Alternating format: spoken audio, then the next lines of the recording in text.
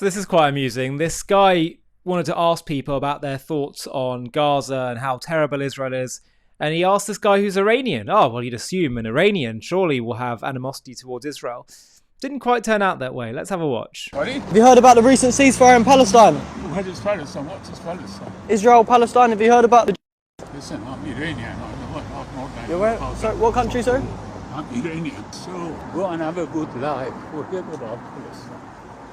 Forget about Palestine. There's children dying over there, though.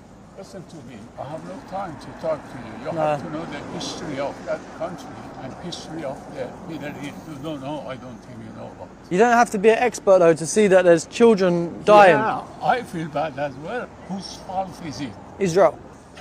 Who? No. Israel is defending himself. He didn't come to your house and kill your children. What do you do? Israel. For them? Israel occupied the land, though. They've been killing the children, A massacring long people. time before Israel do that, it wasn't any country called Palestine. In history, if you go back about 1,000, 2,000 years, Israel was there, but there wasn't any Palestine. These two, they have to live peacefully. Palestinians should have a right to live. They should have a right to their land. Right to live. I'm talking about Palestinians. They're born in the war, these children. They look, they go in the mine, they learn, they want revenge. And their parents push them to do that as well. So they learn to fight. This is wrong. It's a great clip, and it reminds us that many Iranians are deeply supportive of Israel and they hate their oppressive regime. And so we shouldn't confuse necessarily the regime with the Iranian people. But it seems to me that this presenter here is labouring under several strong misconceptions. No one's talking about people's right to life not being there. But the question is, what is the Palestinian cause ultimately about? And is it that Israel has provoked some kind of resistance movement? Or has he actually got the whole cause and effect the wrong way round? I would like to know if he is aware that there were pogroms against Jews committed by the Arabs, Muslims in that territory, in that plot of land, before Israel's re-establishment in the 1920s in Hebron, in the 1830s in Sfat. It goes back all the way to the birth of Islam. And I'd like him to explain to me, please, what he would put that down to. What they were resisting then. While he's at it, perhaps he could explain to me a few other things if this is all about freeing Palestine. This map explains how the land would have looked if, God forbid, Israel had lost the war in 1948. Where's the free Palestine? It turns out that actually Jordan and Egypt did illegally control parts of the territory after 48, Gaza and Judea and Samaria. And they didn't create a Palestine there. They just controlled the territories. And then once again in 1967, they tried to destroy Israel, and this would have been the outcome. Why was it that when the Hamas terrorists of October 7th, who supposedly were in their concentration camp of Gaza, came into Israel and slaughtered people, they would call up their parents and say, "Mum, Dad, I've slaughtered Jews, I've killed the Jews, Allahu Akbar." I thought it was just about resistance. Why are you suddenly turning this into the Jews, I'm just killing Jews? Sounds very like a kind of religious fundamentalist thing rather than a nationalist self-determination human rights agenda. If, God forbid, all the Jews converted to Islam overnight in Israel, we know they'd put down their weapons tomorrow. So it's not about a Palestinian state.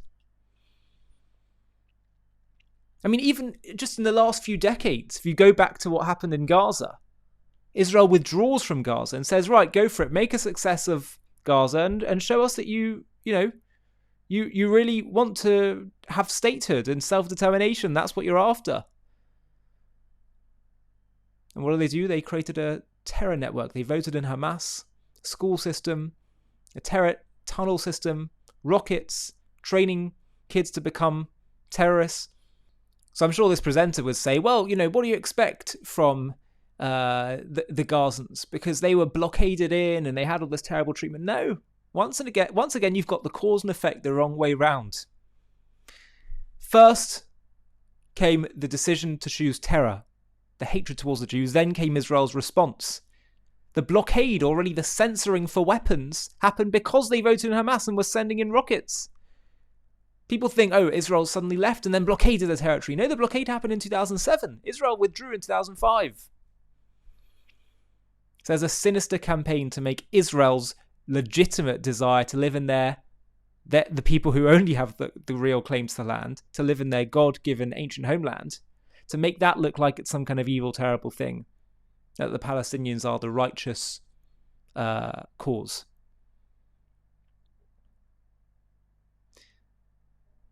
As individuals, everyone has the right to life, unless you forfeit it because you do terrible, terrible things. But just because you have a cause that sounds like a legitimate cause, if it's actually based on illegitimate grounds, wanting land and territory that is not yours as a state, that is only focused on hating another, doesn't actually care about what it purports to care about, then no, it is not legitimate. So one of the most important things that I would throw at people when they say, oh, well, this goes back further than October 7th, it goes back to 48, it goes back further than that. Just ask people about what happened in the 1920s or the 1830s. So if you haven't seen our documentary yet, by the way, on Arab anti-Semitism before Israel's re-establishment, then you need to see it. This is the trailer, and if you want to watch the full thing, just click below this video in the video description and you can watch the full thing. Picture yourself. It's 1834 and you're a Jew living in Sfat, which is a northern city in Israel, then under the Ottoman Empire. Your family is part of this ancient city's spiritual heart for generations. You study Torah, you trade in the market, and live quietly among your Arab neighbors. But one day, a mob storms your street, shouting, "Kill the Jews." Your home is looted, your synagogue burned, your loved ones beaten. This isn't about Israel. Israel won't exist for 114 years. This isn't about settlements, the IDF, or the 1948 displacements. This is raw, violent hatred aimed at you for being a Jew. And it's not just in Palestine, it's part of a centuries-old story of anti-Semitism woven into Arab and Islamic history from the dawn of Islam to the streets of Hebron.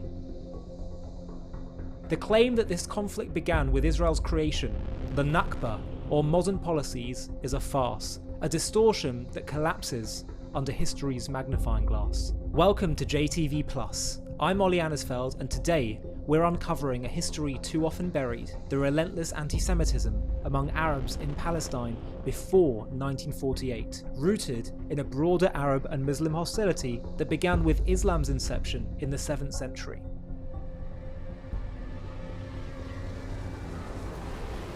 To watch this JTV Plus documentary and access much more premium content, click on the link in the video description.